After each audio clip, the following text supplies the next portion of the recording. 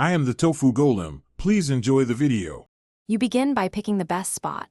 Look for 6-8 hours of sun and reasonable drainage. Once chosen, test soil pH and texture, add 2-3 inches of compost, and work it in to improve structure and nutrients. Next, decide seedlings versus direct sow based on plant type and date.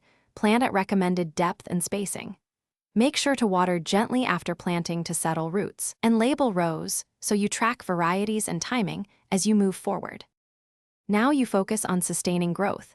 Install drip or soaker irrigation and run 20-30 minute cycles 2 to 3 times weekly, adjusting for rainfall. Once plants are established, feed with a balanced 10-10-10 fertilizer or apply compost tea every 3 to 4 weeks to supply steady nutrients. Provide physical support stakes, cages, or trellises for vining or heavy fruiting crops, and prune selectively to improve airflow and direct energy into fruiting. These steps keep plants productive and reduce disease pressure as the season progresses. Finish strong by harvesting at peak ripeness. Use clean shears and avoid tearing stems to preserve plant health. Once harvest winds down, remove spent plants, add a layer of compost, and plant a crop rotation or cover crop to restore fertility and break pest cycles.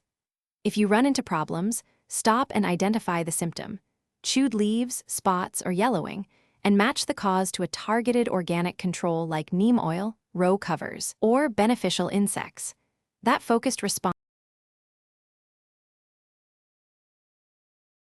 Thanks for watching. Consider subscribing if we helped you today.